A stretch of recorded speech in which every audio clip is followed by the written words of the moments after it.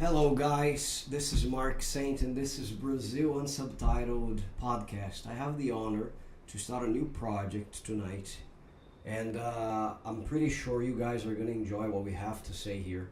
I'm pretty sure this is going to be your new thing to do on YouTube. You're going to desire to have a new episode for you to learn more and more about Brazil. And to start this pilot, this pilot episode, I have nothing more, nothing less than Jonathan Roger. Hi, buddy. How are you? Nice to be here. It's a pleasure. Also, this is not sponsored by Prata, but Oh, yes. it is not. But in case you see this, Not send yet. us a check. Not yet, I have to say, right? Send us a check. Guys, what is the idea of this podcast? The idea is to cover Brazil as much as we can. So I'm going to try as often as I can to bring new guests that have something to do with the country, right?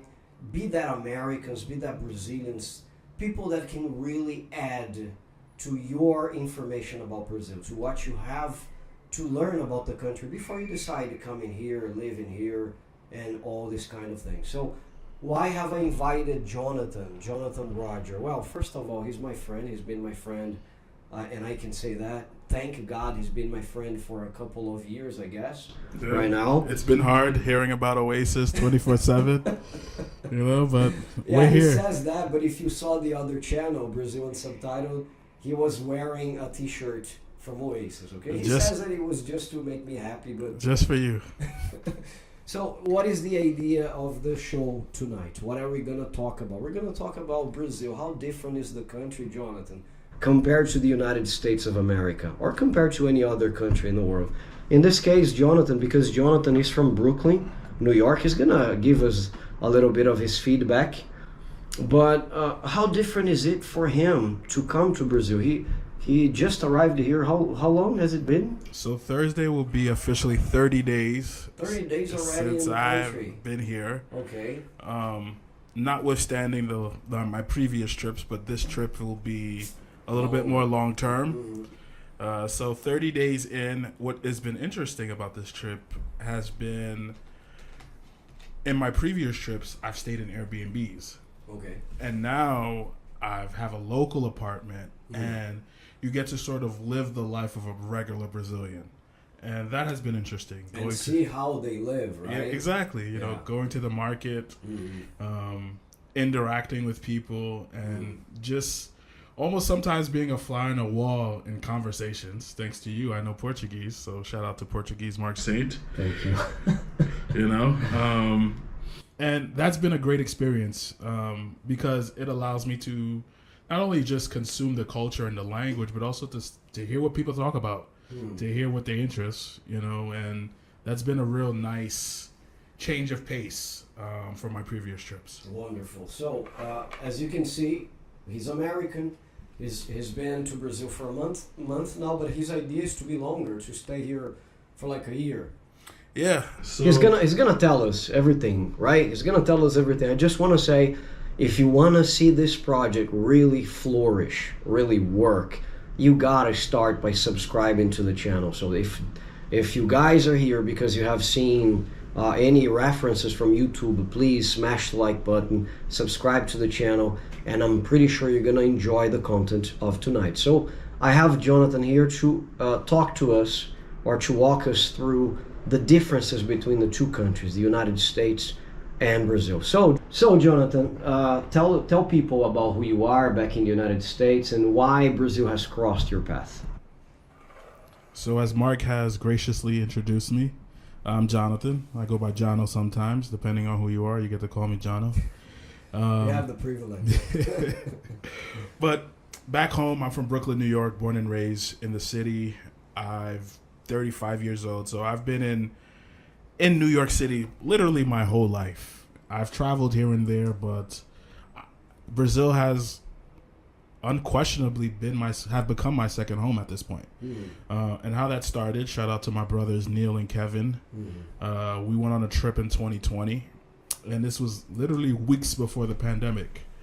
So we experienced... Was it like January or February or something? It was about February. Because the virus really started catching in March. That's yeah, so by the time I got home from Brazil, I think maybe March 1st. So that gives you a little bit of the timeline. It was like mid to late February. I was there for maybe 10 days. And I really got to see almost something that really opened my eyes. Sometimes when you live in New York or live in any area, you kind of live in a bubble. And what that really changed for me was when I saw Brazil, forget about the beauty of the country. You go to the beach and you see everything. But it seemed like a bustling city. It just seemed like people were just nonstop moving. And I'm used to that because... Well, was Sao Paulo the first place in your itinerary? No, Rio was. So Rio was the first place? Yeah, Rio... But, allow me to say that to the people who don't know the group, right? I had the privilege of getting to know these guys through Neil, right? If you guys follow my work in the other channels like Brazil Unsubtitled, which is the mother of all these projects, I posted an invitation for any Americans who would be interested in talking about Brazil through an interview. And Neil was the guy. One of the 3 people who wrote for me was Neil. And with Neil, he brought a roster. So he brought Kevin. And Kevin, later on, I found out that Kevin was the guy who how can I say, who was responsible for the contagion or for the Brazilian virus over his friends, right? Because he is the guy who came here in 2016, if I'm not mistaken, for the Olympic Games. How the story starts is Kevin and Neil were friends and they worked together. And Kevin by himself had maybe about 10 to 14 trips from Brazil, starting from the Olympic Games in 2016. No, the World Cup in 2014. And then the Olympic Games in 2016. All right. And he's made subsequent trips after that. So around 2019, Neil was telling me like, hey, what about a group trip to Brazil? He introduced me to Kevin, and we became fast friends, and we took a trip in 2020 to Brazil. You didn't know Kevin at that time. You just knew Neil. Yeah, so I think Neil got to know Kevin through his work, right? Yes. So they were co-workers at first. They met through work, and then they became fast friends. And subsequently after that, he introduced me to Kevin, and we became friends as well. And through that first trip to Brazil, it was almost like an introduction to a new world, to be honest. Something that I've never seen before. So something I find interesting, that's why I wanted to bring this topic to Kevin, is because Kevin is in love with Rio. He loves Brazil, but he makes it very clear from the very first beginning you talk to him.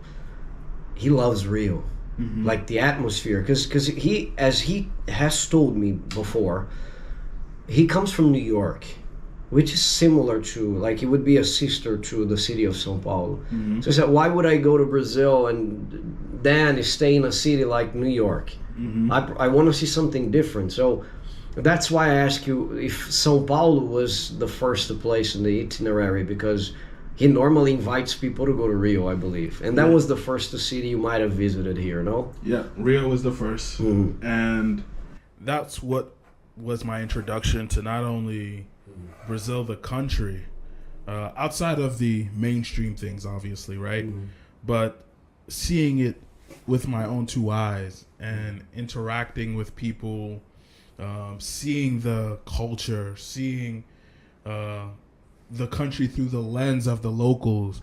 That was an amazing experience, and it was something that I came back home thinking, what am I doing here? When you returned to when you came to Brazil, you could really prove what all your friends had been telling you for a while, right? About the atmosphere, about the people. Because some people would come here and say, okay, I think this place is overrated. It's not everything that I heard. That was not what happened to you, right? No, it was not from the slightest. One of the first things immediately that I noticed, especially coming from the airport, going to our Airbnb was just so much of the scenery. Never seen, even though, the infrastructure is what it is, but I've never just seen something like this ever in my life, right? What exactly are you talking about? I know the landscape in Rio is unbeatable. Yeah. Had you been to any other country before Brazil? Yeah, so I've traveled abroad a while. Yeah, so I've been to a few countries in Europe. I've been to London, Paris. I've traveled around the States. I've been to Canada. I've been to countries in the Caribbean. But so you had the experience to compare, right? You could compare, for example, Brazil with any other foreign country but yours, right? Because it would be strange. Okay, compared to the United States, you guys are this because it's very scenic and everything. But you said that you've been to other countries in the Caribbean, which has beaches as well and people, and it's hot. It's a warm weather. How does Brazil stand out among these places that you visited? So one of the things that I mentioned to Neil and Kevin when I first came to Brazil, we were in the Sambodromo, and I said, man... It's like Sapucaí, right, in Rio? Yeah. Okay. And I said, man, Brazil reminds me of, like, America in the 1940s to the 1960s. Just a lot of, like, up and coming. You can see everything is just on its way up.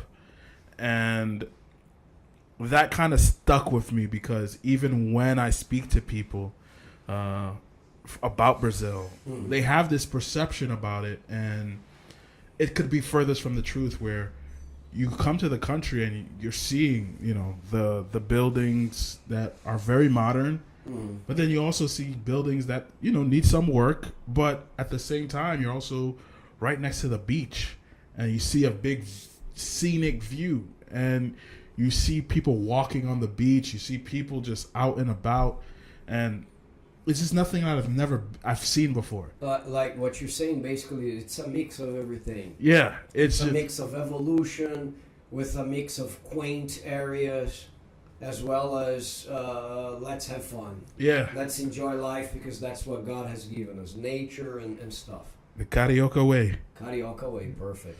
Yeah, so, I my first impression, honestly, I was just immediately amazed by what I felt like I was missing out on something. And every day was an adventure that first trip. Every experience was very, breathtaking in a way. And I don't take that for granted because soon after I came home, I came back thinking, what am I doing here? I could be over there living a better life. And, if you know anything about the currency exchange here, you see yourself living a much better life where you're back home and you're back to paying bills and paying high taxes and all these things like that. And sure, there's nothing wrong with that. I mean, there's a lot wrong with that, but I felt like I was cheating myself for not wanting to be like, hey, why don't I just go over there? There was nothing holding me back to do that, and and I think that was the beginning of the journey. That's very interesting to hear, guys, because allow me to say that, Jonathan. From the group, I think Jonathan was one of the last friends that I talked. He was more the quiet guy, or maybe he was always so busy. We've been sharing a group, right, on WhatsApp for like many years, like 4 years or something. But we just really got to talk in the past 2 or 3 years, maybe. And I had already heard that kind of comment from Neil, that the way that he saw his life back in the United States really changed. He started thinking, my God, I just...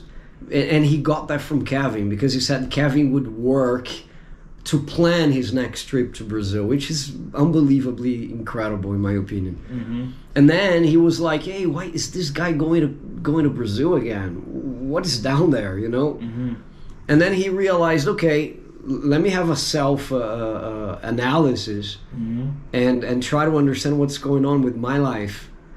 And he realized he was in a very poor place in his life, like in a very weird place where he couldn't connect much, or maybe he was sad, even quite sad. And he said, look, I just live to work, to go to the office. That's when he went to Brazil, and then he had all these explosions of emotions that Jonathan is comparing. And returning was bizarre. So guys, it's not only you listening to that, it's me listening to that from Jonathan for the first time, which is incredible. It just aligns you guys in the same group. No wonder you guys are friends, right? Because even the impact has been the same, right? Yeah, and I think immediately when you come here, you automatically see the impact, especially if you come here with an open mind and you're just looking to, see something else. Someone who's lived in the biggest city in the U.S. And, I've done anything that you could do in terms of New York City. At that point I was 30 years old. So I've had an eventful 20s, and to now see a different life and to think, man, this is actually better than what I have back home. And then you come back home and you sort of get that reassurance of that thought. And you're saying, well, I think what I was thinking before, I'm not wrong. I think this is better over there. And you're not only, because the way I see it, you started discovering elements and reasons for you to, for you to really confirm that things had changed in your life after you got to know Brazil. You mentioned the economic thing, and I was checking my cell phone here before anybody can say, hey, Mark is just paying attention to the cell phone. No, I'm researching a few things according to what he says. For example, he mentioned the dollar parity. Can I say that? The dollar parity? Sure. Parity to real, which is much stronger, right? So as of today, the dollar has been negotiated for R$5.50. So that means you have 5.5 firepower when you come to use your dollar here. This is definitely an advantage, isn't it? It definitely is. Especially for you who is an investor, right? It is. And I think that's one of the initial attractions of coming here. Obviously, you see the currency difference. You see a lot of the opportunities, a lot of things that you see that you have at home that are missing here in Brazil. And you wonder, well, what if I was the one to introduce these sorts of things here? And what if I were the one to, create this new wave of opportunity? And that's what got my passion and my blood boiling, because, I live for that type of stuff, investing and wanting to grow and build a business and things like that. So, that was the initial draw. And after that trip, just to give you some context, I was sort of in that 9 to 5, going into the office every single day. I was in the camera industry, and at the height of that, I was working at a company all the way out in Long Island, East Long Island, driving commute. This was during COVID. Hybrid model, 2 days a week to the office. And I remember one day just sitting in traffic on my way back home, and I said, man, I can't do this anymore. Wow, when was this? It had to be maybe February of 2022. So you had already been here, right? Yep. Okay. And what was interesting, because right after, it was such an interesting time. Because right after we came, COVID really started happening, lockdowns, and this was really the first, almost like a sign, like a divine intervention, because the whole world went into remote work. And that was really what opened the floodgates and really started the idea of, well, if I can do my job from home, I don't need to be going to the office. And once I was able to see friends leave my company to get remote jobs, I started thinking, man, I need to get a remote job. And one of the first things when I started at a new company, we were remote for the first year. But COVID was still kind of in 2021. COVID was still kind of a big thing. Mm-hmm. And 2022, it started scaling down a bit, and we were doing the hybrid model. So I'm commuting about an hour and a half back and forth, going an hour and a half, so 2 hours, almost 5 hours on the road. Not 5, I would say about 3 hours on the road. Mm-hmm. Throughout the day. And I thought to myself, I can't do this anymore. I just really can't. And I texted Neil. Neil was planning a trip to go in December of 2022. I was still working at my job. I was still commuting. I didn't have a remote job. I told Neil, I said, man, I'm coming with you on that trip to December. Oh, wow. And he said, that's really cool, man. And he said, yeah? And I said, yeah, man, I'm coming. That's really I cool. didn't have the remote. Yeah, I was going to ask you, you didn't have any plans to return, like, anytime soon. Because I know things got stuck with you, but were you planning to go before this insight, this wake-up call that you had in the traffic? So, were you planning any trip here? I wanted to, but the current landscape of COVID, the current landscape of where I was at the time, right? It just wasn't feasible. Yeah. Right? I wanted to, I think I was planning another trip, and I had booked a flight, and it just fell through. So there was a lot of things going on around that time that really prevented me from making another trip. And then when Neil said, I'm going in December, the end of the year, I said, man, I texted him one day. I said, man, I'm going with you. And he's like, all right. I don't even know if he registered in his mind, like, well, how are you going to get, like, how are you going to, figure out work or anything? I said, I don't know if he thought that, but I know in my mind, I've said, I'm going to that trip. And I'll never forget, it was maybe late May, and I texted Neil. It was like 2 weeks. I would say 2 weeks before June 13th, because June 13th was the first day I started my first remote job. And so 2 weeks before that, it's like in end of May, I texted Neil. I said, remote job secured. Wow, that's so cool. And right from there, I was in planning mode. I'm just planning, and I had like 6 months to plan. So I'm just like, all right, I gotta book a flight. I'm talking to Neil about, like, all right, how are we gonna do this Airbnb? We're doing all these different things, planning all these different things, and God willing, we made it happen. And that trip, we ended up staying from end of December to about early April. Right, so that was our first extended trip in Brazil outside of, like, at that point, I'd only been in Brazil for 10 days, right? And we hadn't started class yet. And I was just like, I just wanted to go back. I wanted to get that feeling that I got the first time. I just wanted to go back. And when I came back, man, it just even reinforced what I had those first 10 days. I came back to the country, and I said, man, Neil and I was just like, yeah, we're planning our next trip to December again. My God. We came back, and we came back April,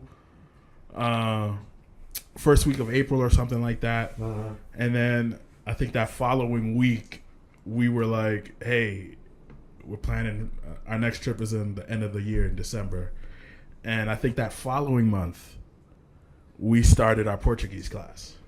Oh, wow. Yep, that following month we started our Portuguese class, because one thing that immediately, and then I'll say this to anybody who wants to come to Brazil, learning the language is extremely important. You cannot survive here without the language. I don't care how much you think that you don't need it, you need it. It comes down to simple interactions, to even wanting to express your feelings. And I'll tell you this, as someone who has spoken to a lot of Brazilians, who has friends with many Brazilians, there's a lot that gets left out of context when you use translator. And there's a lot that gets let out. Right? Yeah, and there's so much. For you to translate all the time, it might suck big time. And that was the thing where my first trip, I was that guy. Every interaction was with translator. And I made it by. It didn't ruin the trip, but I noticed like I can't not operate here. I can't have a life here without the language. So when we started the class, and obviously you can attest to the progress that I've made with the language, but when I started the class, all I could remember was those 4 months I was there, where the experience that I could have had if I knew the language, versus the experience that I had. And don't get me wrong, the experience I had was great. It was awesome. But I'm just thinking, man, imagine if I did know the language. You would have doubled the pleasure. Oh, man. It would have been amazing. But I hold it a little bit, please. There are two things that I wanted to ask you. Let's get back to that point where you had the insight, right? So you're there at the traffic, right? Mm-hmm. Or you're stuck in traffic, and you're thinking, my God, I really need to change my life. I couldn't help but wonder, okay, did you feel there was something missing about the way you lived that really attracted you to Brazil? Like, I don't know, maybe the people are like this and I'm tired of dealing with people like that, or maybe I miss parties because here in New York people just work, and if we have a party it's gonna be 3 p.m. on a Saturday. Was there anything lacking about your life that you saw Brazil as an opportunity to fill that gap? That was the first question I have. So I think at that point in my life, I was at a turning point in the sense that I was in my early 30s. Okay. I had just become a little bit more seasoned in my career. I was getting more opportunities. I was making more money. And I felt like I wasn't doing anything with my time but waking up, going to work, and on the weekends sort of just, depending on the time, you're not going out every weekend, but sometimes you hang with friends, sometimes you don't. But you realize it's just this routine of waking up, going to work, and just back and forth. Do you see that going on a lot when you go back to the United States? Like, do you see friends in this? I see family. I see in the cycle. Yeah, I see family members. I see friends. I see literally everyone, and people are almost amazed when I tell them, like, yeah, I spend my time half the year in Brazil. And when I was planning this trip, and I said, yeah, I'll be out the country for a year, they said, wait, what? A year? It's almost like a something like people just can't understand. It's like, what's over there? Why? Yeah, yes, like why? Some people are saying why. Some people are just utterly amazed. Some people are like, wow, I wish I could do that. And it takes me to the second question, if you don't mind me interrupting you here, buddy. Go ahead. The second question that I wanted to ask you is, what did you know about Brazil prior to this trip that you had? So, because I know you guys, and I promise you this is not a criticism. I really promise you. I think every people has its culture, okay? And I respect the United States of America very much. I respect the people. I just speak English because of this respect and this passion that I have for the country, of course. So I don't want to sound anti-American, because that's not the case. But I don't think like you guys receive a lot of information from abroad. You told me this backstage, right? Like there's just very little that you learn about specific countries. And if you want to learn about them, you have to do your research. So what did you know about Brazil other than Rio has the statue? And tell me, please. So I didn't know much outside of the mainstream conversation of Brazil, right? You know about Christ the Redeemer, you know about, football, you know about Pele, you know about the women, Adriana Lima, Giselle, you know about the models, you know about, you know about like the city of God, those sorts of things, right? So outside of that, I didn't know much about, culture. I didn't know much. Like, I didn't even know much about samba. Interesting. I didn't know much about so many of these things. And you didn't know that samba was a thing here, right? I didn't know. Okay. So it's not until I'm talking to Kevin and Kevin is explaining so many of the cultural things. All the property that he normally has, right, Kevin? Yeah. Every time this buddy explains something, he just enlightens you with the culture. It's incredible. Yeah, so you might know more about Brazil than I do. That's a fact. So, he's explaining things about the life, everything out there, and you hear it, and at the time as we're having these conversations, I'm like, oh, okay, it didn't register yet. Okay. And when you step foot into the country, you take a walk outside of your Airbnb, hotel, or wherever you stay, it registers right away. So the people are friendly. But you didn't even know, like, the bad aspect of the country that sometimes people mention.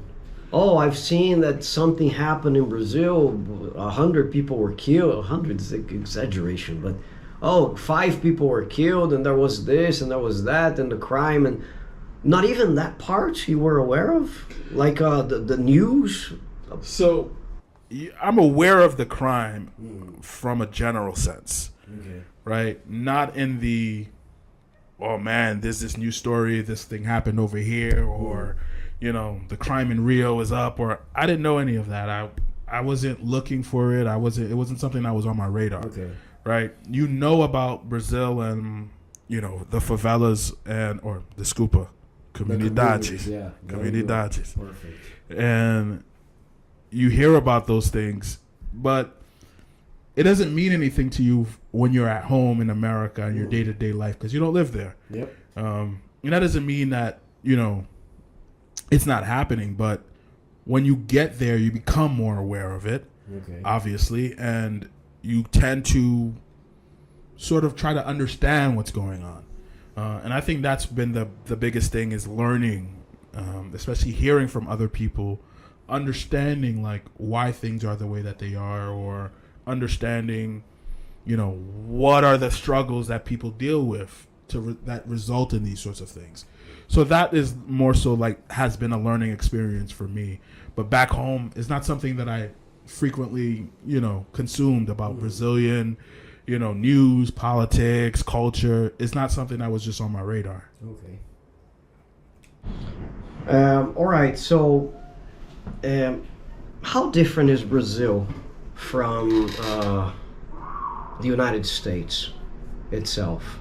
So, not only, let's not get to economics, right? But when you think about life. You open your eyes in the morning and you open the window and you are in Brazil. How different is it to be here versus being in America, being in the United States of America, being in New York specifically? Why am I asking you this question? And this is something funny because you mentioned this at the beginning of the podcast, of the episode. You got to have people asking you, why Brazil? And what is bizarre is that you come to Brazil and you get Brazilians asking you, why Brazil? So you get the same question coming from two different peoples. So how different is it for you compared to the United States? And one more thing I want you to answer. How do you respond when people ask you why Brazil? So that's a great question. And it's also a loaded question because the difference between the U.S. and Brazil, that could just be a whole other episode, to be honest. Yeah. And but culturally speaking, look, then again, I know people who say, okay, we have more money, blah, blah, blah, the streets are more developed. so I won't even touch that. But okay, but this is old news. Everybody knows that. Right. But I mean, culturally speaking, are we that different? Because, you know, everything consumed in Brazil is from the United States, basically, right? Or the European influence. We have an influence. For example, we read Batman, we read Superman, we consume the movies, we know who Bruce Willis is, all this kind of people. So we wear Nike, we play basketball. So, but does that make us similar, or there are things that you say, my God, that would never happen in America? Yeah. So I think there's a difference between consuming American pop culture versus the actual culture, right? Of America. Yes. And I think there's a difference in the saying that even though Brazilians consume American pop culture, Brazil still has its unique identity of being Brazil. Wow, very interesting. Yeah. So one of the things, and you can take it to the most day-to-day things that you can think of, right? In the U.S., and I don't want to speak too generally or broadly, but I'll speak for myself. Okay. Right? For me, when I'm in the U.S., you know, I'll wake up. I used to have like a big breakfast. You know, you go to the office, you kind of do your thing, and you have a lunch, and then you come back home, and you have a dinner. In Brazil, you guys drink coffee morning, noon, night, evening. I remember speaking to... and you have to specifically talk about our lunch. I'm getting there. He keeps mocking me about my... I'm going to get there. So let's just start off breakfast. Let's just talk about just like a routine, right? The morning routine, breakfasts are small. It's not a big thing here. Yeah. Right? And you hear that, and I think a lot of cultures are like that. But in the U.S., you could call it propaganda. You can call it whatever. They shove down a lot of sugary, big breakfasts. Breakfast is their most important meal. Right? Not saying everybody subscribes to it, but it's a big thing. Breakfast is a big thing. Yeah. Right? And that's... I know it's cultural, and I know... I don't know if I can say it's a mistake, but... biologically speaking, you guys are correct. Not only you, the British as well. Because I've been to London before, and breakfast for me looked like lunch. You know, because they even ate beans, salad in the morning. But you guys are correct, biologically speaking. You have spent like 8 hours sleeping. Without consuming any energy, so you gotta recover this. So lunch could be smaller, but what happens here is totally the other way around, right? So, you know, by the time 12 o'clock or 1 o'clock hits, I can't find my brother Mark. I can't find him. You really can find me behind a pile of rice. I'll know where the juicy steak. Yeah. You know, once 12 o'clock or 1 o'clock hits, I already know where Mark is. All right? He's knee-deep in ahoyts, feijoa, maybe some steak, a nice carne. I already know. And no matter how good my breakfast was, if it's 12:30, 1 o'clock, I'll be eating. It's Brazilian. You know, and the thing with me, and this is something I still have to adjust, because when I have rice and beans for lunch, I can't have dinner anymore. Like, I'm pretty much good for the rest of the day. But not all Brazilians will have dinner. But that's another thing. You guys have Brazilian. Sometimes you guys have dinner at 10 o'clock. Yep. São Paulo. Look, guys, I have to say that because this is very cultural. I was born in São Paulo, the state, in the city of Guarulhos. We were educated in my house, or we were taught, better saying, to have meals in the right time regularly. So we would have breakfast like 8 in the morning or 9 in the morning. 12 o'clock lunch was served. 12 o'clock. And then sometimes in the afternoon some coffee with bread and butter. And at night 7 p.m. The maximum 7:30 we would have dinner. Because that way, at least my mother considered to be healthy for our bodies, right? Because if we ate too late, it would be bad for the stomach. Okay, once I grew up, things changed because, you know, everything is different in Brazil in terms of education. Like, you know, Brazilians end up having a job and going to the university together. So I know that most Americans will graduate first and then get a job. Depends. Yeah, it depends on the place, right? But normally, right? Here, no, people will work until 6 p.m., 7, and go to the university. My wife did that a lot. So what time are you going to have dinner, man? 11. And so I noticed that this has become also something from the Paulistas, Jonathan. If you live in São Paulo, get used to having your girlfriend call you for dinner 10:30. It's very common, 11 o'clock being in a restaurant. So things have changed a lot, but there are people who will skip dinner for health issues, right? I want to have the fasting of at least 8 hours for my body, so they will skip dinner. Sometimes I don't eat dinner, I'm gonna be honest, but at least I have to try a sandwich or something. Yeah. Or I'll go and home. that's really the opposite, where for lunch in the U.S., we'll have a sandwich. Or we'll, you know, eat something much lighter. Because breakfast had been good, right? Yeah. We'll kind of, right after that, you know, that lunch period, you have your, like, the second half of the workday. Some people, you know, who work 2 jobs, they're moving from one job to another.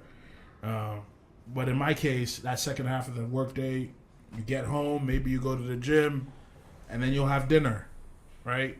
Similar to what you grew up on in Guarulhos, 7:30, Okay. and, you know, you'd call it a night. But here, you know, I'm talking sometimes, you know, I'll have people like, aren't you hungry? And I'm like, man, we had such a big lunch. I'm good for the rest of the day, you know? And that's a thing where you would think all the food that you guys consume, that you guys would be so unhealthy. And this is another thing. I'm really big on health, on a health tick, especially eating whole food, healthy, unprocessed food. And I've mentioned this to so many of my friends. Okay. When I come to Brazil, more or less the same diet, same routine, I'll lose 15 to 20 pounds. And when I go back home, I'll gain it back like that. Let me get back to you on this. Having the same diet, basically? More or less. And you were losing? More or less. How much are you losing? So, I will give you an example from my last trip. You said 15 pounds? Yeah, about 15 to 20 pounds. Goodness. Yeah. And my last trip, which was from December of 23 into May of 2024, I came into the trip maybe 230. I left maybe about 215 or 210. All right? Wow. And I came back home. What is the explanation for you when you think about this change? Like, what happens with the American food? To be honest, it's Is it the quantity? Because I know you guys, for example, will buy a bag of Doritos. Oh, Doritos, don't get me started on this, but you will buy anything that is double for like $1 of difference. Am I right? I mean, depending on who Depending on, yes, but no, at least what I've heard, I've never been to the United States, but I've heard like, okay, you can buy, for example, one bag for $5, but you can get 3 bags for $6 or something like this, or $5.50. I wouldn't So say they three will- bags for $6, but I think they. It's a simple example, but they Yeah. are always how can I say giving you upsell, the, yeah, they're always upselling it. yeah, they're giving you the opportunity to get more for less. They're always And upselling. consequently, you're gonna consume more. Yeah, so I would definitely say there's a lot of things that that's wrong with not only just the food industry in the U.S. and I don't want to go on a rabbit hole about it, but the foods that are consumed are ultra processed. A lot of sugary things, a lot of things that are just generally not good for your health, and you have to go really to a really reputable place to get really good quality food that's actually. And it's gonna be expensive. Yeah, of course. Right? It's gonna be a lot more. Okay. But I'll come here. One of my favorite things on the last trip and even this trip, I'll have a papaya. Papaya in the morning with a protein shake with like milk, some whey protein. Oh, that's very healthy. Yeah, and I'll have like for lunch. I wouldn't have anything like. I could go out on Rio on the main avenue on Copacabana Beach, just pick up one of the beach bars. You can have whatever they're serving, whether it's like a meat platter or a fish platter, whatever you're into. So it's not like I wasn't back home. I'm eating. Caribbean food, jerk chicken, all these different things. It's not so far off, right? But and I don't know if it's just the walking and my activity. I'm going to the gym in the U.S. I lift a lot of weights. Over the years, things kind of like COVID kind of like ruined my gains. But you see the more or less for me, more or less, I wasn't doing anything so drastically different. For me to just be able to just drop so much weight in a short period of time. And I look at that and you come back home and I'm like, oh man, I come back home lighter. Everybody's like, wow, you look so good. And then, the first month back. They didn't give you food in that country. They might think like that. No? It's like, oh, you sure? There was nothing to eat. Oh, they're so poor. You sure Brazil's good? You sure there's food out there? But you they come back. You. Yeah, you come back and, a month back into that American diet. Wow, you have gained everything. Yep. Back. So that's one thing I will say that I love here is the food quality, at least to me. And if you're American and you're coming here, you have access to fruit easily there. Yes, you do. Abundantly, right? Yes, I'm not saying the that. same kind of fruit, or you see something exotic here that really calls. There are some. Oh my God, we don't have that back in my country. There are some fruits that I know that are here that we don't have back home. Okay. Or at least not in New York. Some states have other fruits that are more abundant than others in the U.S. So I definitely will say that, but I would definitely say one thing I would definitely say is the quality. Like on the low end, like I can go to like to the high end. I go to a high end store or a low end store. Even the low ends are really good. The quality of the low end stuff are pretty good compared to like a low end stuff in the U.S. where it's just like it's just packed with processed meat, sugary substance, and just generally not good for you. Even coming from $1, Jonathan,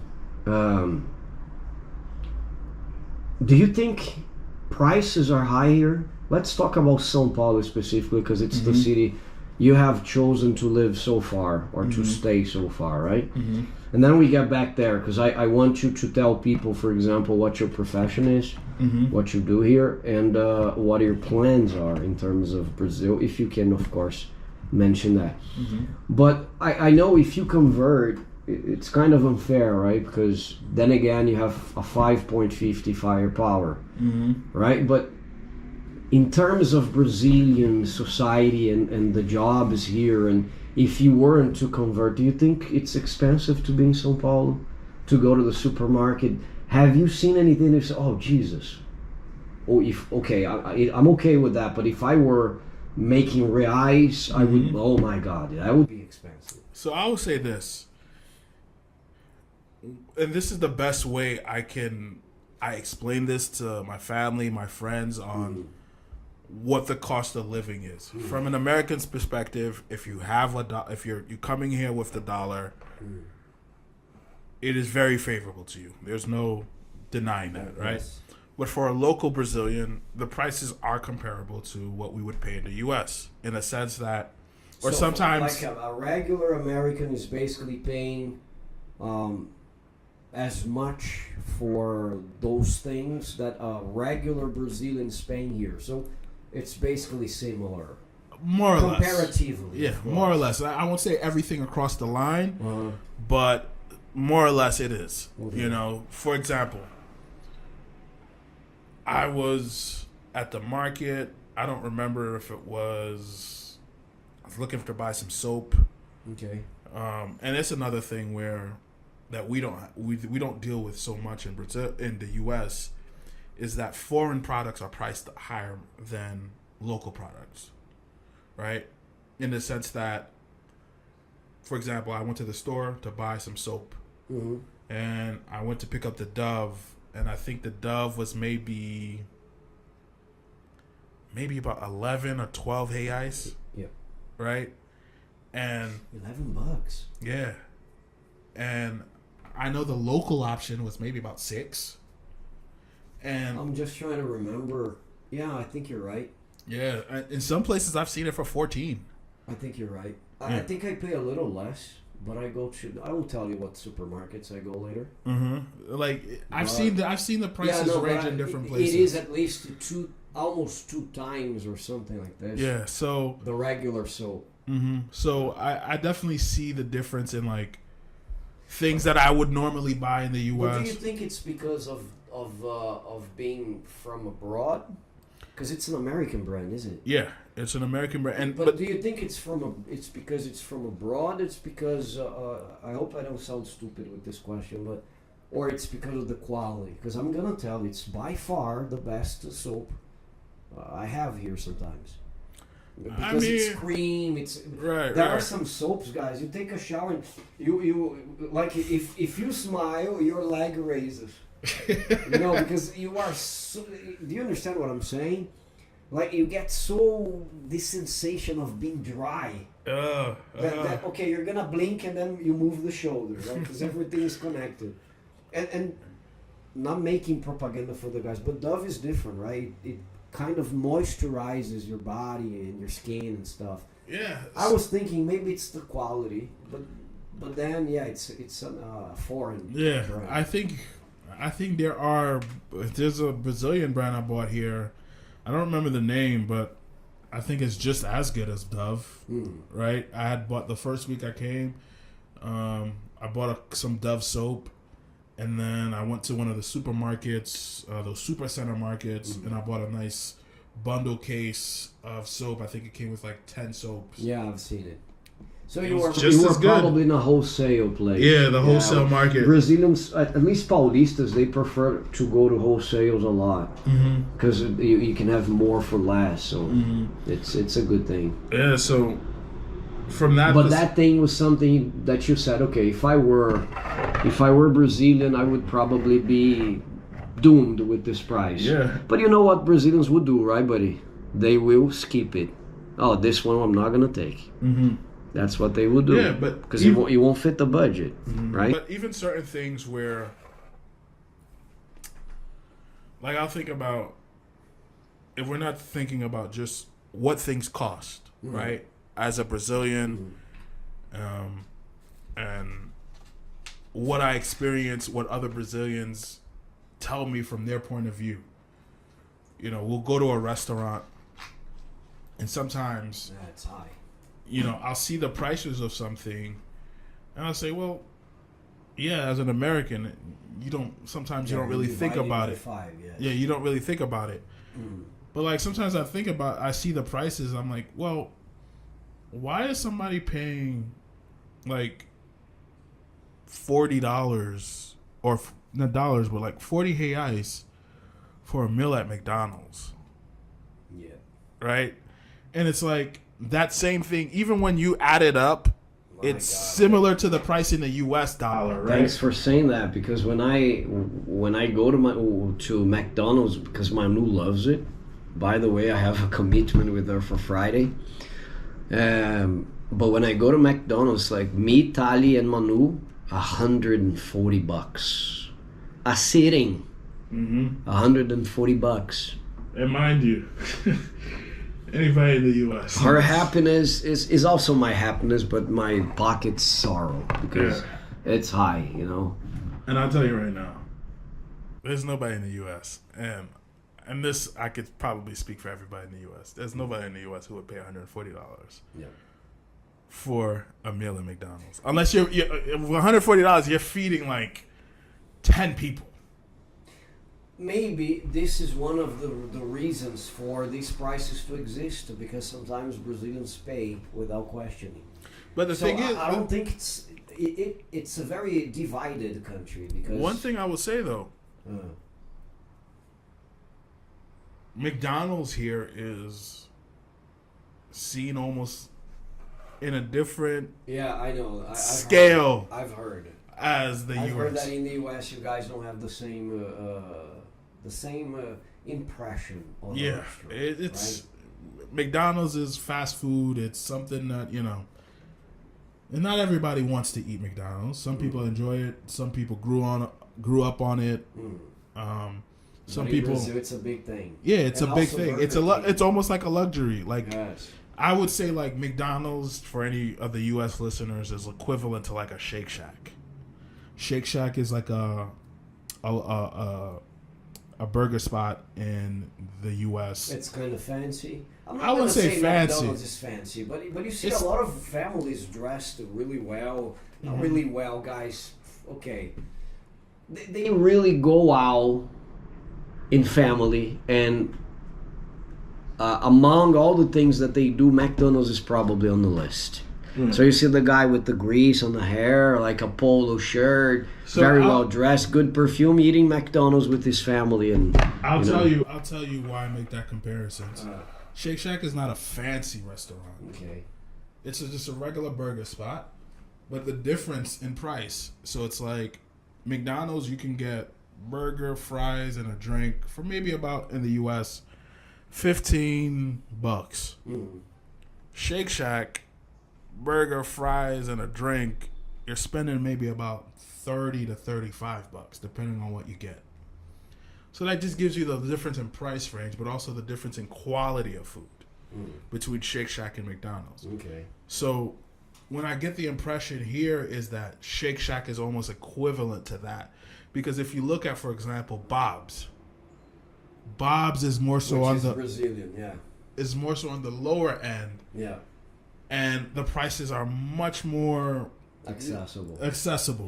Affordable. That's what a McDonald's is in the U.S. for us. Interesting. Very interesting comparison. I don't remember the last time I ate at Bob's. My daughter, I'm pretty sure she has never tried it. And it's a fast food chain from Brazil. They copied, if I can say that, the same format, the idea, you know, with preparations. And look, I'm from the 80s. When I was like 10, 12, I would go to Bob's with friends. So, and they still exist. Yeah. So it means that they're successful. It's the same as McDonald's. So, buddy, okay, you told us about the difference in food. How about people? Do you think people are different? Do you think relationships are different? If so, what exactly is it that you have with Brazilians that does not happen in the United States? I'm going to tell you right now. Brazilians are some of the most amazing people, most friendly people, most warmest people you'll ever meet. And I say that as being a New Yorker who's somewhat cold, who's somewhat jaded, who somewhat has not been very friendly to other people when I'm out and about, where it's like, there's a reputation for New York. Yeah, because look, you were born and grew up and raised there, so of course you're gonna get the traits of the environment where you were at. Right? Of course, there's a reputation for New Yorkers for a reason. But Brazil, you can meet somebody today. They'll invite you to their house for a churrasco. We met. It's not a con, right? Nope. Yeah. I'll use you as an example. I think the first time I've been to Sao Paulo, we spent a weekend. We stayed. You've opened your doors and invited us to your house. Yeah. And it didn't. You didn't second guess it. It was just like, oh yeah, stay at my house. I remember Neil and I were in Bahia. We were staying at an Airbnb. There was was many interesting stories there. But we were staying at an Airbnb, and how many times have you been to Brazil so far?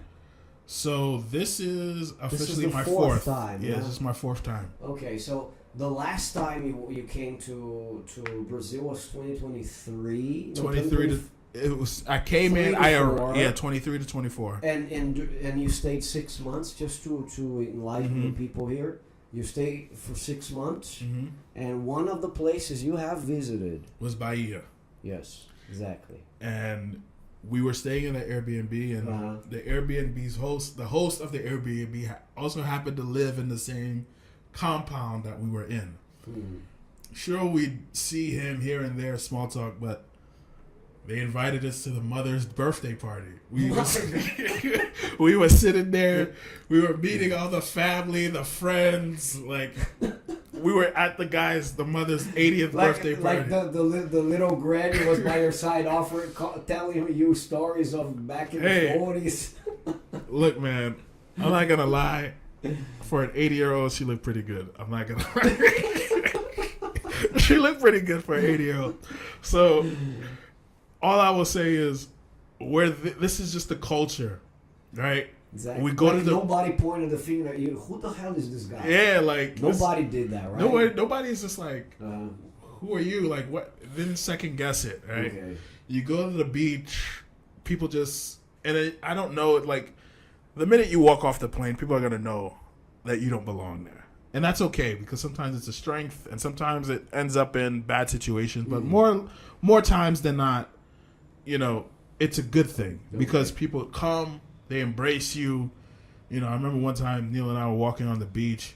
I was like, hey, man, come over here. They pulled up the beach chairs and, they gave us caipirinhas. Yeah, we had to pay for them and stuff. They upcharged us. But, hey, they still was very warm, opening. Even the friends that we've made here in Brazil, they'll give us their last. Like... It doesn't matter. They'll go above and beyond to help us. And you don't find that much often in the U.S. And that's the thing where, I've met guys who have nothing and want to give you everything here. Wow. That's fantastic. And I've met guys in the U.S. That's strong to say. Yeah. Really. I know people in the U.S. who have everything and won't give you nothing.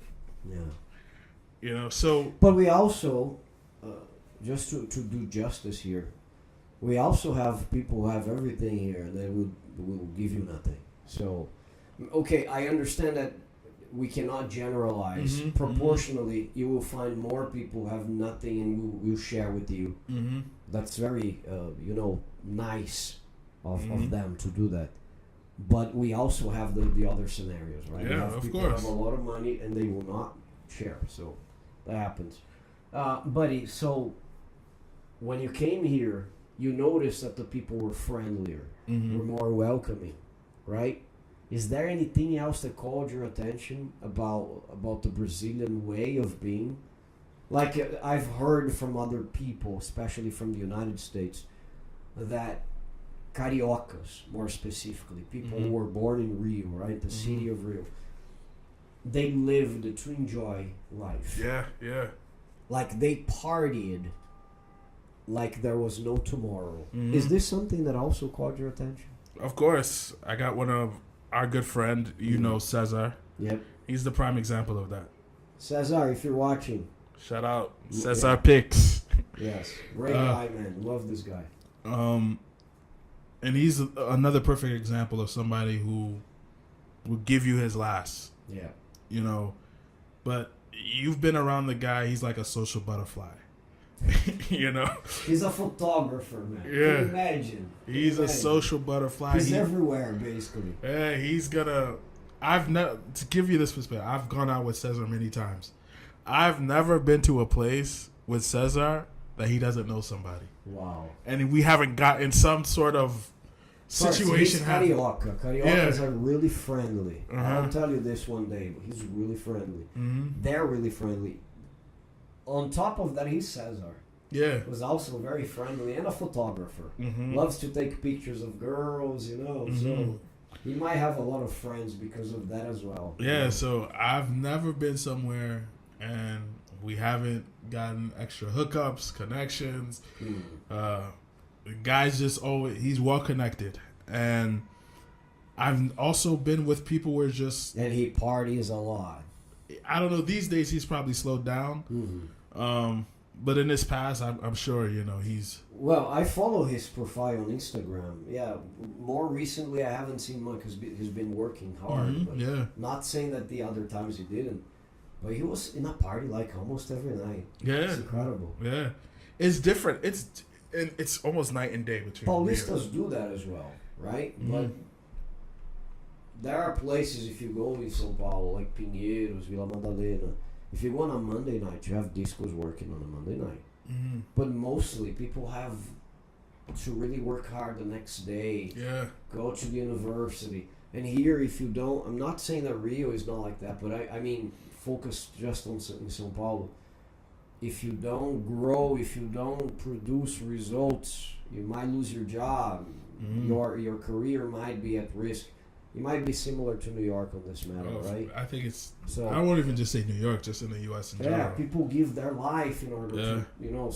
But the funny thing, there's a holiday, you see Paulistas flocking the roads Mm-hmm. to go to the beach. A lot. That happens a lot. Buddy, one more thing. What do you do exactly? That we're approaching the end of the podcast. I can hold him very much.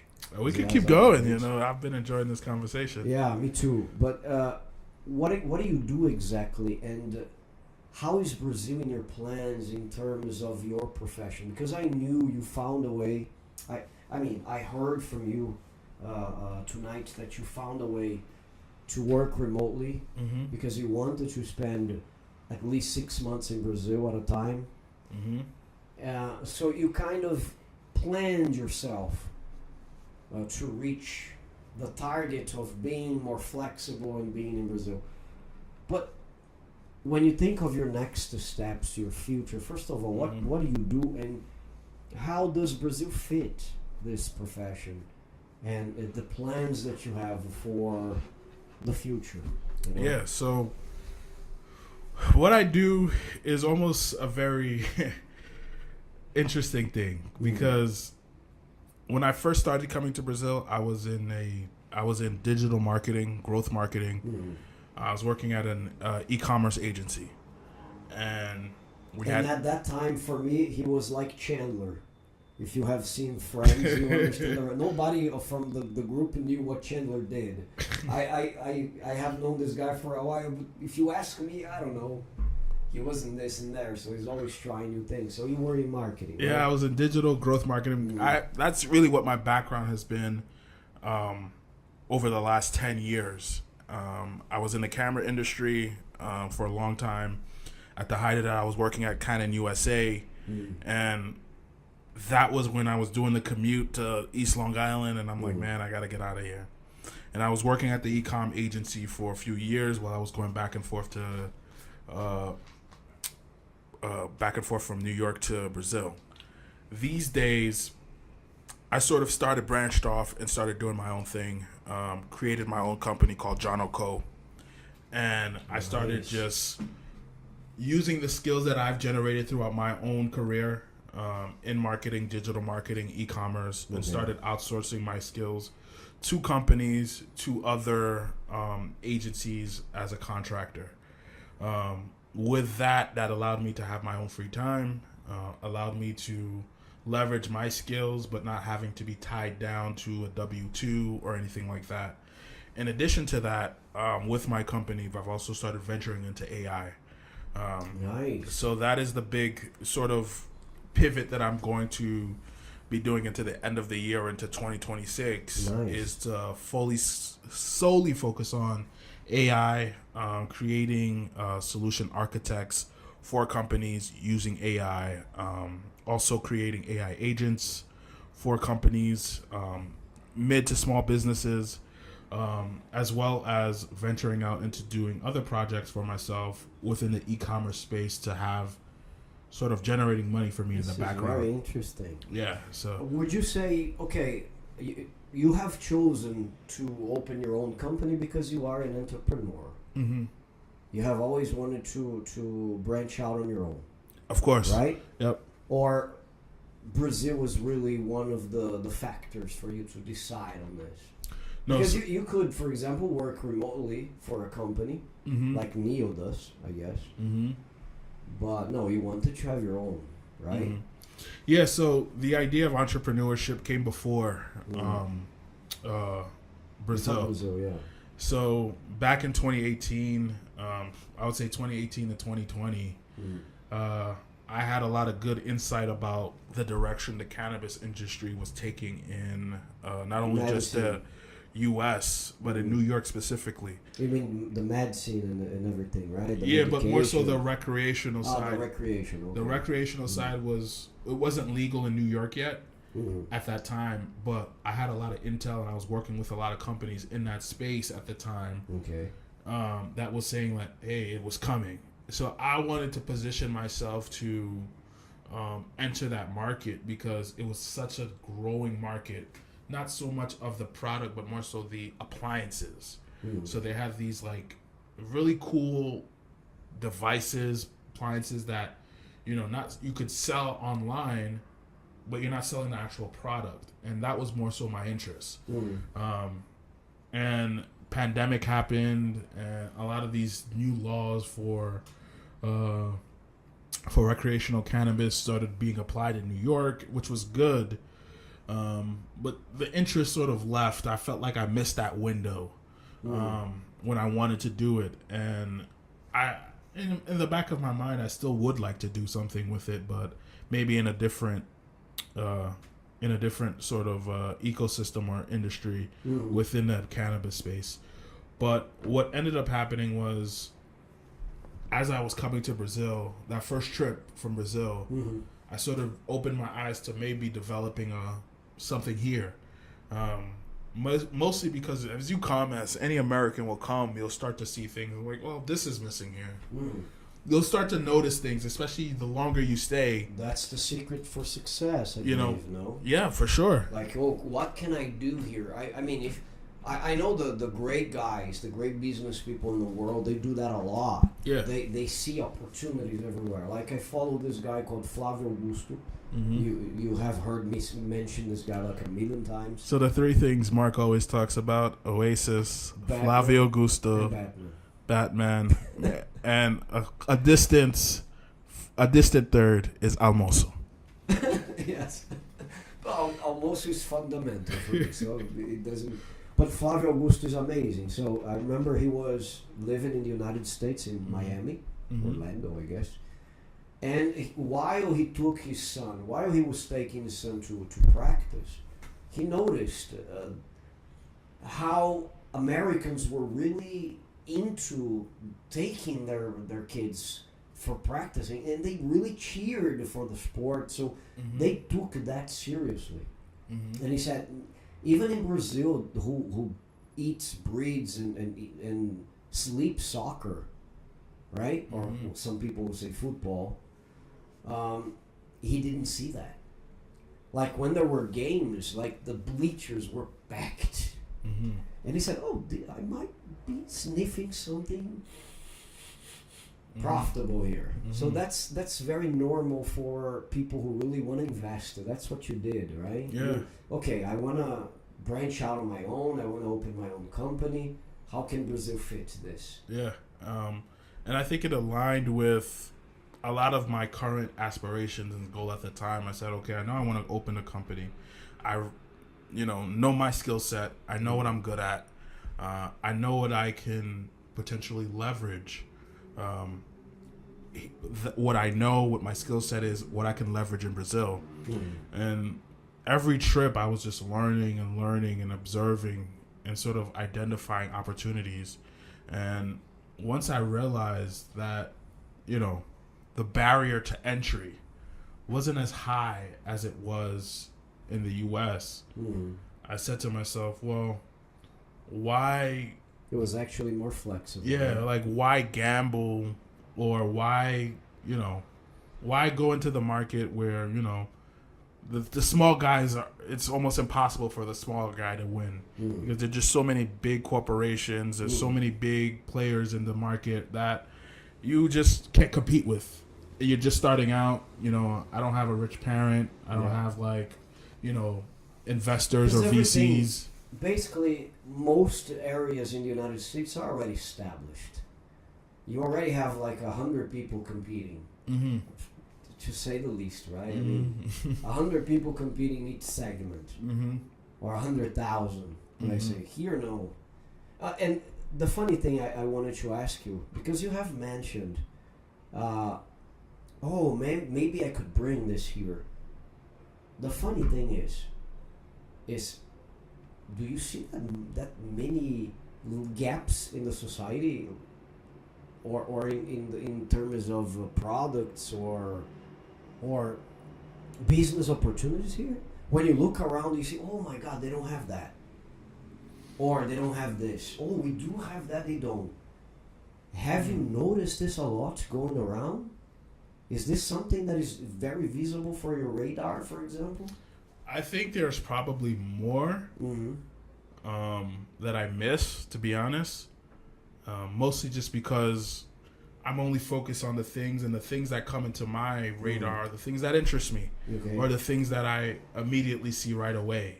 That are more connected to what you already do, right? Exactly. For example, if you're not a hairstylist, you're not going to see it, oh my God, they don't have the hair product. I understand. Exactly. So in your segment, you have seen opportunities. Yes, okay. I have seen a lot of opportunities. I think we're not going to mention what they are, otherwise you're going to be competing against them. So I'm sorry. But once you start seeing those opportunities, you start speaking to people like, why don't you guys have this, or why don't you guys do this? And there's never really a good answer as to why they don't. It's just that we just don't. No one's just thought of it. They're like, oh, that would be a good idea. That's usually the response. Okay. And sometimes you may have a thing that's, that works good in the U.S., but doesn't mean it's going to translate well over here sometimes. And we've seen that with apps like Uber Eats, even though there's like other apps, right? Like iFood, and people are going to gravitate to their local stuff. But the things that, make sense. And the things that, are solving a problem that already exists, may not be the best use of your investment time. Okay. But the things that that, hey, I know this is a problem. I know we have the solution back home. What if I made a version of this that is applicable to Brazilians? Wow. I think that is sort of the mindset and the sort of the problem solving aspect of what I go through when I start seeing these things. So once I was able to get the ideas and sort of processing it in my brain and say, okay, I recognize this problem. I see a solution that I know that works back home. How do I apply this to the Brazilian culture and to the Brazilian way? Because sometimes not everything that you think that will work in the U.S. will work here. I'll give you one example. One thing that I learned quickly, people want access to good things, good electronics, good things. And I think companies like Shein, all these different Chinese-backed companies that are blowing up in Brazil right now are doing a great job at pushing products into Brazil. Now, here's the thing. we have those companies in Brazil, in the U.S. too, but they don't have the same cachet. Not saying people don't buy from them, and more so the electronic aspect as well. The thing that people don't know is you can just sell those products directly from Shein to your own customer base, rebrand them as yourself. You can even have drop shipped to your clients. But here's the thing. Those sorts of things work well in the US. That drop shipping, Shopify kind of thing. There's probably an opportunity there for Brazil. But people don't shop online that much in Brazil. That's the thing that I learned. You think so? Not as much as the US. Okay. So, and another thing that I noticed is people are more likely to have a cell phone than they are to have a laptop. Yeah, that's true. So, when you think about wanting to sell something in Brazil, you have to think about, all right, one, mobile first. You have to think, forget about desktop, tablet, mobile first. Where are people consuming? You know, I remember talking to this one girl, and we were thinking about selling some like Brazilian hair and things like that. I saw that she had a contact. I said, hey, introduce me to this person. Or like, what does this person like sell? And it's just like, well, if you want to sell, you should make an Instagram. And like, Instagram shopping is a big thing here. Yeah. Huge. Because people are always on Instagram. Always. It's huge thing. People get to know about each other through Instagram. Not through WhatsApp anymore. Yeah. And another thing, one time... even to communicate sometimes. Yeah. People are calling. Yeah. Like, through Instagram. It's almost a different experience. Yeah. In WhatsApp business. WhatsApp business is not something, and I may be wrong, but I haven't seen it, and I haven't experienced WhatsApp business in the U.S. like I've experienced it in Brazil. It's like on another level. Yeah. And those sorts of things are where you need to focus on. Like, if I were going to do a drop shipping you site, need to understand the culture, right? Yeah, if I were to do a drop, I wouldn't build a website. Wouldn't build one because it wouldn't make sense. I would just say, all right, I'm going to build up an Instagram page. I'm going to build up a WhatsApp business page. Because at the end of the day, sales are sales. Whether you have it on a website, WhatsApp business, Instagram, Facebook, doesn't matter. The point is, people know where you are. They know how to reach you. And they know how to pay. And those are the things where when you start thinking about Brazil, sometimes the solutions that you think work in the U.S.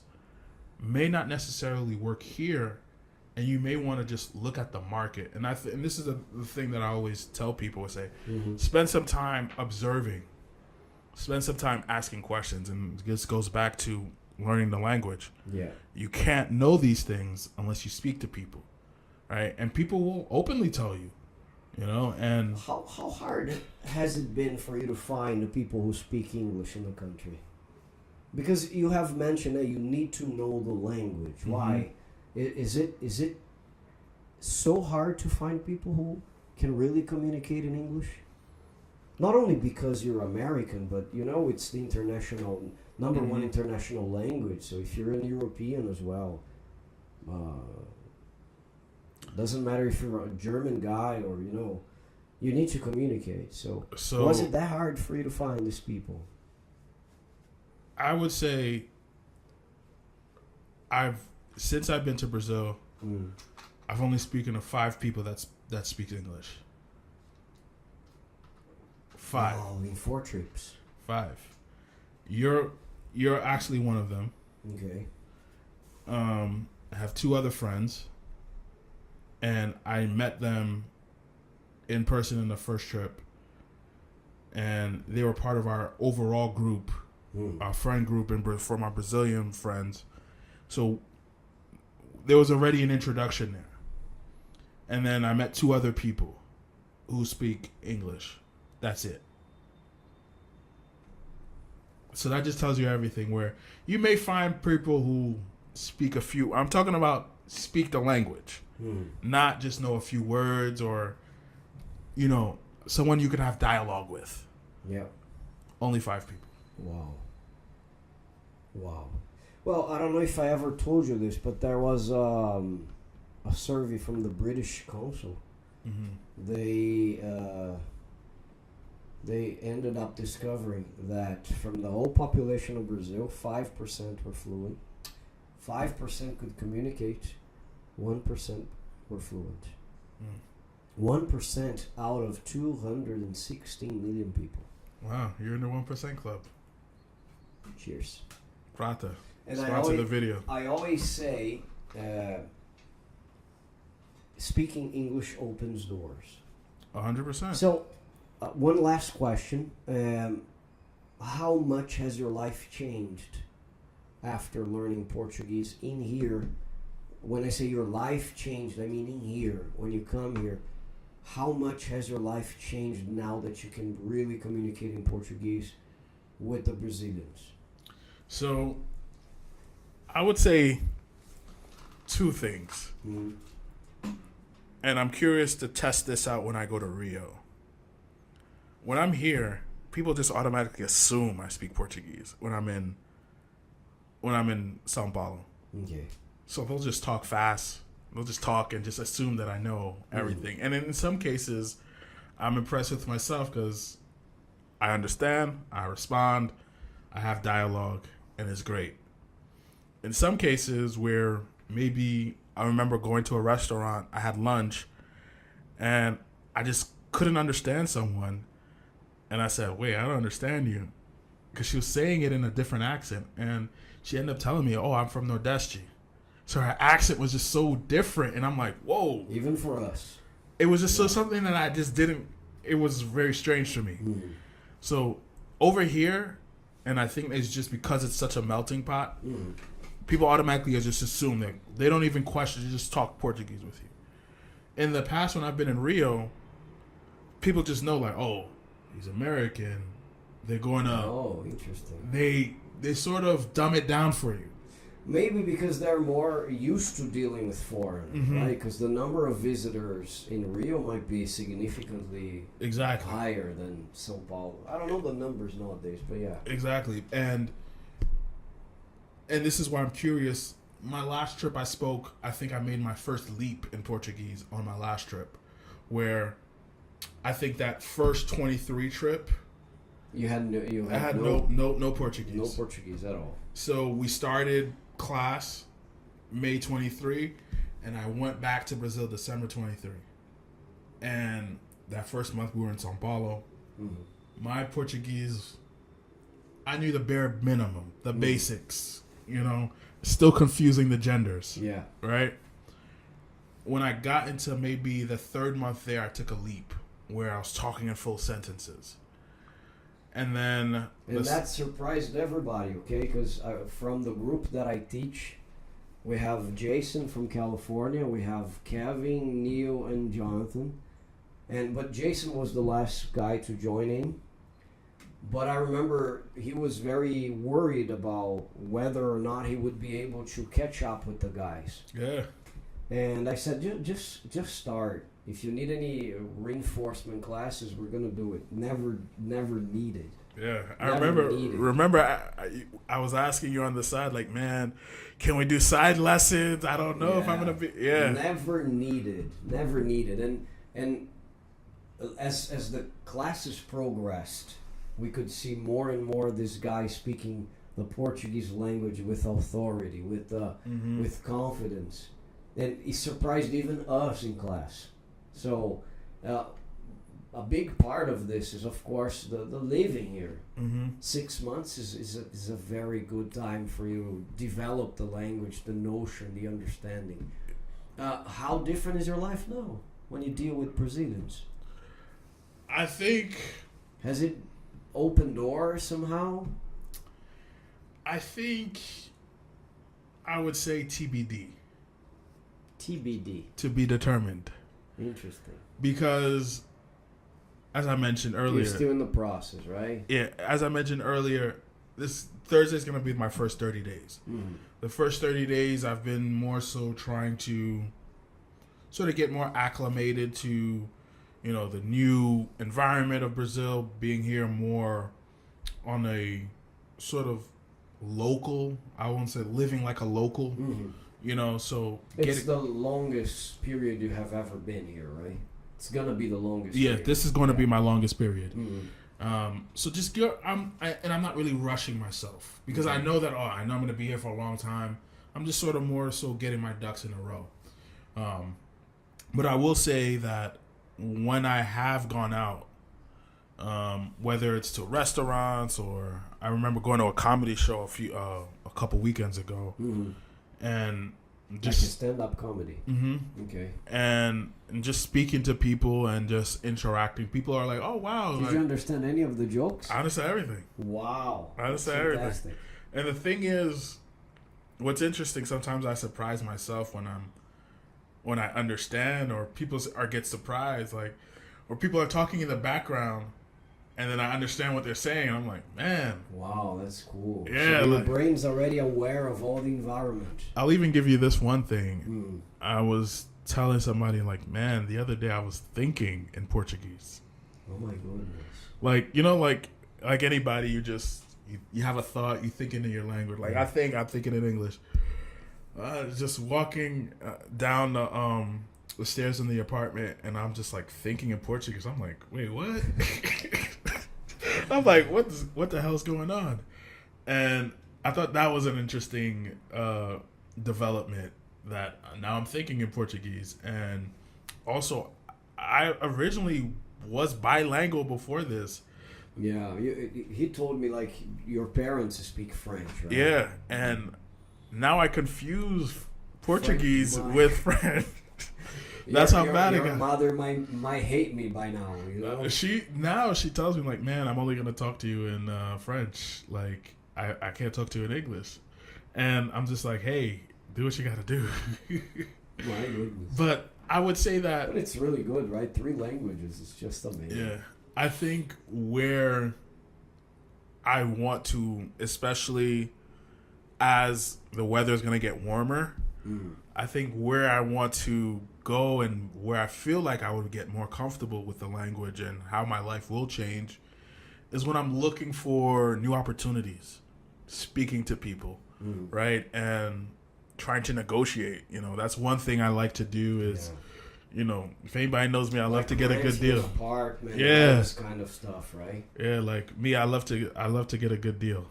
I love to, like, get something cheaper. And if you don't know the language, you don't know if the guy is pulling your legs. Yeah, it's very important that you really know Portuguese for that matter. And the one thing that I've been enjoying is making people laugh in Portuguese. Yeah. So like só que não, right? So certain things that that I recognize where, like, Brazilians are very animated and sometimes exaggerate expressions. And when I do it too, and I make them laugh, I always feel good because I'm like, because I like to. If you and I both know we always joking around. Yes. So when I'm able to make somebody laugh in Portuguese, I know I've, like, all right. Yeah, it's another feeling. Yeah. Like, first time I told a joke in English, man, it was incredible. Yeah. I felt very proud of myself. Because the sense of humor here is very different than the US. Yes. Especially, like, what Brazilians find funny and things like that. So sometimes when I'm in a place and I make someone laugh, another Brazilian laugh, especially when it's just like I'm at a restaurant and I make somebody laugh, I'm like, you know what? That's a good thing, because I'm learning to use the language in different ways. And it's not that I'm saying something, like, rehearsed, right? It's just something that flows naturally, and I got a reaction out of somebody and they're laughing. It's really it's a real good feeling.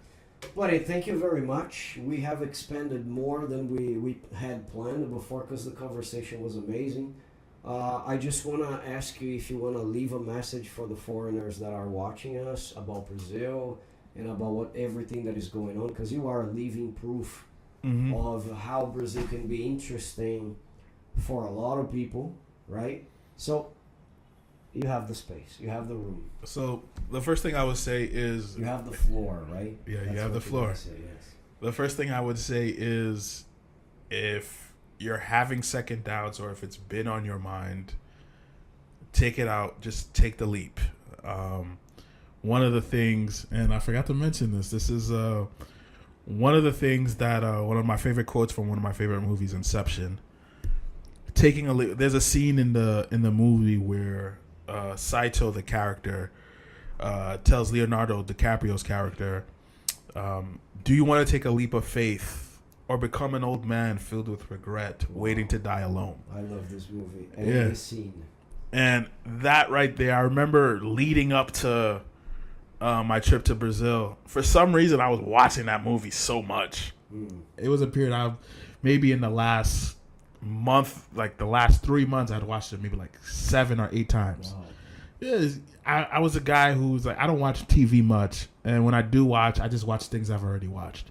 So I was just watching the movie over and over. It's like me with the movie Limitless. We can discuss about that another time. Yeah. I have watched Limitless a lot. And Bradley Cooper. And I remember being in that, after the first trip, just thinking, man, like, if I really want to take a next step in my life, I just have to take a leap of faith, do what I need to do. So if you're undecided, everything goes from there, right? Yep, everything. So if you're undecided and you're thinking about whether Brazil is right for you, just take that first trip and see how you like it. See if it's a right fit for you. See if it's something that you want to be a part of your life. And I promise you, come here with an open mind, an open attitude, and just sort of leave any preconceived ideas, notions that you have about Brazil, and just come here and experience it for yourself, make your own opinions, and go from there. There's a lot of good people. Right? Yeah, enjoy. If you know, you know. There's a lot of good people here. There's a lot of great opportunities. There's a lot of good beef. The best steak I've ever had was in Brazil. C.T. Boshier. You know well. There's a lot of good pie of rice and beans. Just amazing. If you're from 12 to 1, just know you can't find this guy. Or sometimes 2. Depends on how busy I am. And, I can't speak highly of Brazil. There's so many opportunities. I know you'll probably run through so many different YouTube channels that talk about Brazil, life about Brazil. This but is the best. 100%. Not only this, everything that is Brazilian subtitled or Mark Saint, please go. This is real. This is a real conversation about Brazil in the sense that someone who's lived in this country, a great ambassador for the country, and someone who is starting their life in Brazil after months of just hopping back and forth, now being here full time. I encourage you, take that leap and just come here and see for yourself. See for yourself. I promise you won't be disappointed. Very good. Take a look, guys.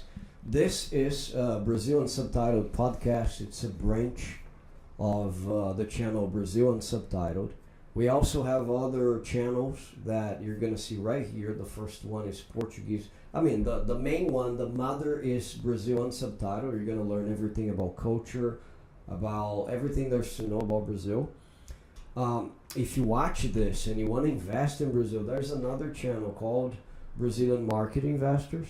The address is right there. And you also have another one if you want to learn the Portuguese language as he did.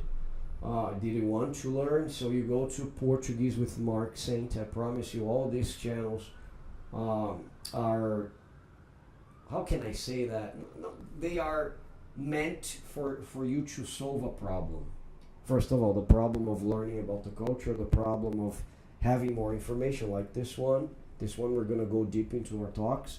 The problem of finding good investment in reliable companies and people, and the problem of the language. So my idea is to really sort these things out for you. It's been a tremendous pleasure. This is just a pilot episode. I want to thank my friend Jonathan. Jonathan, thank you very much for taking me up on the offer and accepting to be here. I want to say, if you want to learn more about Jonathan, you gotta interact with the content here. Smash the like button, subscribe to the channel, leave a message if you want him to come another day and tell more of his story and the experiences he's been having. And I'm going to say goodbye here. Thank you very much. I'll see you soon. Ciao. Bye.